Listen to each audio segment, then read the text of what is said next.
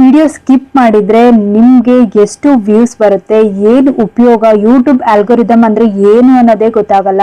ಅದು ಏನು ಅನ್ನೋದನ್ನ ಈ ವಿಡಿಯೋದಲ್ಲಿ ಕಂಪ್ಲೀಟ್ ಆಗಿ ಹೇಳ್ತೀನಿ. ಎಲ್ಲೂ ಮಿಸ್ ಮಾಡೋದಕ್ಕೆ ಹೋಗ್ಬೇಡಿ. ಕಂಪ್ಲೀಟ್ ಆಗಿ ನಾನು ಏನೇನು ಹೇಳ್ತೀನೋ ಅದನ್ನ ನೋಟ್ ಮಾಡ್ಕೊಳ್ಳಿ. ಮೇನ್ ಆಗಿ ಯೂಟ್ಯೂಬ್ ಅಲ್ಲಿ ಆಲ್ಗೋರಿದಮ್ ಅನ್ನೋದು ಒಂದು ಸಿಂಪಲ್ ರೂಲ್ ನ ಫಾಲೋ ಮಾಡುತ್ತೆ. ನಿಮ್ಮ ವಿಡಿಯೋಗೆ ಎಷ್ಟು ವ್ಯೂಸ್ ಬರ್ತಾ ಇದೆ, ಎಷ್ಟು ವ್ಯೂಸ್ ಬರ್ತಾ ಇದೆ ಅನ್ನೋದ್ರ ಮೇಲೆ ರೆಕಮೆಂಡೇಶನ್ ಮಾಡುತ್ತೆ. ಈಗ ನಿಮ್ಮ ವಿಡಿಯೋಗೆ ಏನು ವ್ಯೂಸ್ ಬರ್ತಾ ಇಲ್ಲ ಅಂತ ಹೇಳಿದ್ರೆ ನಿಮ್ಮ ವಿಡಿಯೋ ರೆಕಗ್ನೈಸ್ ಮಾಡಲ್ಲ.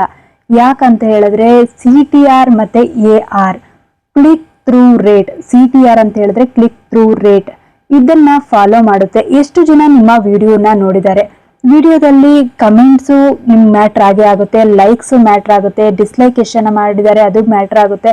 ಯಾಕಂತ ಹೇಳಿದ್ರೆ ನಿಮ್ಮ ವಿಡಿಯೋ ಡಿಸ್ಲೈಕ್ ಮಾಡಿದ್ರೆ ಬೇರೆಯವರಿಗೆ ಅದು ರೆಕಮೆಂಡ್ ಆಗಲ್ಲ. ಅದಕ್ಕೆ ಆದಷ್ಟು ವಿಡಿಯೋನ ಚೆನ್ನಾಗಿ ಯೂನಿಕ್ ಆಗಿ ಕ್ರಿಯೇಟ್ ಮಾಡಿ. ಈ ಆಲ್ಗೋರಿದಮ್ ಅಂದ್ರೆ ಏನು? ಆಲ್ಗೋರಿದಮ್ ಅಂತ ಹೇಳಿದ್ರೆ ಒಂದು AI ತರ. ಇವಾಗ ನೀವು ChatGPT ಎಲ್ಲ ಯೂಸ್ ಮಾಡ್ತಿರಲ್ಲ, ಅದೇ ತರ ಇದು ಹಾಗೆ ಅನ್ಕೊಳ್ಳಿ. ಆಲ್ಗೋರಿದಮ್ ಅಂತ ಹೇಳಿದ್ರೆ AI ತರ ನೀವು ಏನ್ ಸರ್ಚ್ ಮಾಡಿರ್ತೀರೋ ಅದನ್ನ ಪಟ ಪಟ ಪಟ ಅದು ಸರ್ಚ್ ಮಾಡುತ್ತೆ. ನೀವು ಏನೇನ್ ಡೇಟಾನ ಚೆಕ್ ಮಾಡಿರ್ತೀರಾ ಆ ಡೇಟಾನ ಚೆಕ್ ಮಾಡುತ್ತೆ. ನೀವು ಯಾವುದೇ ಸರ್ಚ್ ಮಾಡಿರಿ ಆ ಡೇಟಾನ ಅದನ್ನ ರಿಟರ್ನ್ ಸರ್ಚ್ ಮಾಡಿ ಎಂತವರಿಗೆ ಯಾವ ವಿಡಿಯೋ ರೆಕಮೆಂಡ್ ಮಾಡಬೇಕು. ಈಗ ಏನಾದ್ರು ಟ್ರಾವೆಲ್ ಮಾಡ್ತಾ ಇದಾರೆ ಅಂದ್ರೆ ಟ್ರಾವೆಲ್ ಮಾಡೋರಿಗೆ ಜಾಸ್ತಿ ಟ್ರಾವೆಲ್ ವಿಡಿಯೋ ರೆಕಮೆಂಡ್ ಮಾಡುತ್ತೆ. ನಾವೇನಾದ್ರೂ ಕುಕಿಂಗ್ ಮಾಡ್ತಾ ಇದೀವಿ ಅಂತ ಹೇಳಿದ್ರೆ ಕುಕಿಂಗ್ ವಿಡಿಯೋನ ಜಾಸ್ತಿ ರೆಕಮೆಂಡ್ ಮಾಡುತ್ತೆ. ಇದು ಒಂದು AI ಇದ್ದಾಗೆ. 2026 ಅಲ್ಲಿ ಇದು ಇನ್ನೂ ಜಾಸ್ತಿ ಇಂಪ್ರೂವ್ಮೆಂಟ್ ಆಗಿದೆ. ಇದರಿಂದ ನೀವು ಏನೇ ಮಾಡಿದ್ರು, ಏನೇ ಡೇಟಾ ನೀವು ಚೆಕ್ ಮಾಡ್ತಾ ಇದ್ರು ಅದು ಎಲ್ಲವೂ ಗೊತ್ತಾಗುತ್ತೆ. ನೀವು ಯಾವ್ದ್ರಿಂದ ಏನೇ ತಗೊಳ್ಳಿ, ಏನ್ ತಗೊಂಡು ನೀವು ಅದನ್ನೇ ಸ್ಕ್ರಿಪ್ಟ್ ಹಾಕ್ತಾ ಇದ್ದೀರಾ ಅಂತ ಹೇಳಿದ್ರು ಆ ಸ್ಕ್ರಿಪ್ಟ್ ಸಹಿತ ಗೊತ್ತಾಗುತ್ತೆ. ಇದೇ ಯೂಟ್ಯೂಬ್ ಆಲ್ಗೋರಿದಮ್. ಅದಕ್ಕೆ ಆದಷ್ಟು ನಿಮ್ಮ CTR ನ ಚೆಕ್ ಮಾಡ್ಕೊಳ್ಳಿ. ಯೂಟ್ಯೂಬ್ ಸ್ಟುಡಿಯೋದಲ್ಲಿ ಹೋದ್ರೆ ಅಲ್ಲಿ CTR ಅಂತ ಹೇಳಿ ಇರುತ್ತೆ. CTR ಚೆಕ್ ಮಾಡಿದಾಗ ನಿಮ್ಗೆ ಗೊತ್ತಾಗುತ್ತೆ ಕ್ಲಿಕ್ ಥ್ರೂ ರೇಟ್, ಎಷ್ಟು ಜನ ನಿಮ್ಮ ವಿಡಿಯೋನ ಕ್ಲಿಕ್ ಮಾಡಿದ್ದಾರೆ, ಎಲ್ಲಿ ನಿಮ್ಮ ವಿಡಿಯೋಗೆ ವ್ಯೂಸ್ ಬರ್ತಾ ಇಲ್ಲ, ಅದೆಲ್ಲ ನಾನು ಇಲ್ಲಿ ಸ್ಕ್ರೀನಲ್ಲಿ ಹಾಕಿರ್ತೀನಿ. ನೀವು ಕಂಪ್ಲೀಟ್ ಆಗಿ ಚೆಕ್ ಮಾಡ್ಕೊಳ್ಳಿ. ಆಗ ಚೆಕ್ ಮಾಡ್ಕೊಂಡಾಗ ನಿಮ್ಗೆ ಗೊತ್ತಾಗುತ್ತೆ ಇದು ವಿಡಿಯೋಗೆ ವ್ಯೂಸ್ ಬರ್ತಾ ಇದೆಯೋ ಇಲ್ವೋ, ಏನಾಗಿದೆ ಎಲ್ಲ ನಿಮ್ಗೆ ಗೊತ್ತಾಗುತ್ತೆ. ಅದನ್ನ ತಿಳ್ಕೊಂಡು 1 by 1 ಮಾಡ್ಕೊಳ್ತಾ ಹೋಗಿ. ಹಾಗೆ AR ಅನ್ನೋದು ಸಹಿತ ತುಂಬಾನೇ ಇಂಪಾರ್ಟೆಂಟು. ಆಡಿಯೋ ರಿಟೆನ್ಷನ್ ಸಹಿತ ತುಂಬಾನೇ ಇಂಪಾರ್ಟೆಂಟು. ನಾನು ಅದನ್ನು ಮೆನ್ಷನ್ ಮಾಡಿರ್ತೀನಿ, ಅದನ್ನ ಚೆಕ್ ಮಾಡಿರಿ. ನಿಮ್ಮ ವಿಡಿಯೋದಲ್ಲಿ ಎಷ್ಟು % ಎಲ್ಲ ಆಡಿಯೋ ಎಲ್ಲ ಚೆನ್ನಾಗಿದೆಯಾ, ಎಷ್ಟು % ನೋಡಿರ್ತಾರೆ. ಈಗ ಅವರು ಒಂದು 1000 ಮೆಂಬರ್ಸ್ಗೆ ರೆಕಮೆಂಡ್ ಮಾಡಿರ್ತಾರೆ ಅಂತ ಹೇಳಿದ್ರೆ ಅದ್ರೊಳಗಡೆ ಎಷ್ಟು ಜನ ನೋಡಿದ್ದಾರೆ, ಒಂದು 30-40 ಮೆಂಬರ್ಸ್ ನೋಡಿದ್ದಾರೆ ಅಂತ ಹೇಳಿದ್ರೆ ನಿಮ್ಮ ರೇಟಿಂಗು ಅಷ್ಟಲ್ಲೇ ಇರುತ್ತೆ. ಜಾಸ್ತಿ ಆಗ್ಬೇಕು ಅಂತ ಹೇಳಿದ್ರೆ ನಿಮ್ಮ ವಿಡಿಯೋನ ನೀವು ಚೆನ್ನಾಗಿ ಯೂನಿಕ್ ಆಗಿ ಕ್ರಿಯೇಟ್ ಮಾಡಬೇಕು. ಯೂನಿಕ್ ಆಗಿ ಕ್ರಿಯೇಟ್ ಮಾಡಿ ವಿಡಿಯೋಸ್ಗಳನ್ನ ಹಾಕೋದಕ್ಕೆ ಸ್ಟಾರ್ಟ್ ಮಾಡಿ. ಎಲ್ಲೂ ಯಾವುದನ್ನು ಫಾಲೋ ಮಾಡೋದನ್ನ ಮರಿಬೇಡಿ. ಯೂಟ್ಯೂಬ್ ಅಲ್ಲಿ ತುಂಬಾ ರೂಲ್ಸ್ ಅಂಡ್ ರೆಗ್ಯುಲೇಷನ್ಸ್ ಇದೆ, ಅದನ್ನ ಫಾಲೋ ಮಾಡಿ. ಹಾಗೆ ನೀವು ಸರ್ಚ್ ಏನ್ ಮಾಡ್ತಾ ಇದ್ದೀರಾ ಅನ್ನೋದನ್ನ ತಿಳ್ಕೊಳ್ಳಿ.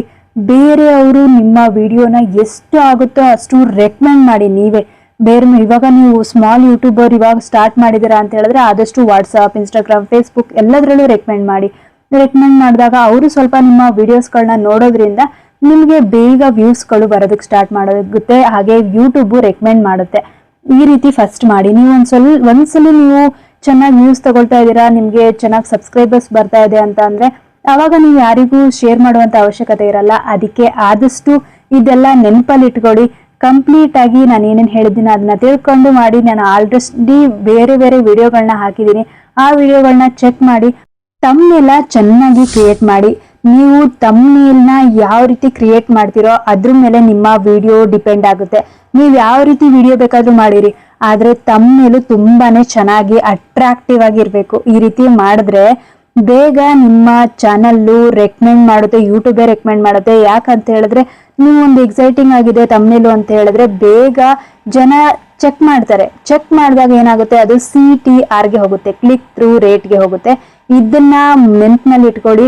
ತಮ್ನೇಲ್ನ ಚೆನ್ನಾಗಿ ಕ್ರಿಯೇಟ್ ಮಾಡಿ. ನಿಮಗೂ ವ್ಯೂಸ್ ಬೇಕು, ಸಬ್ಸ್ಕ್ರೈಬರ್ಸ್ ಬೇಕು ಅಂತ ಹೇಳಿದ್ರೆ ತಮ್ನೇಲ್ ಕ್ರಿಯೇಟ್ ಮಾಡೋದು ತುಂಬಾನೇ ಮ್ಯಾಟ್ರ್ ಆಗುತ್ತೆ.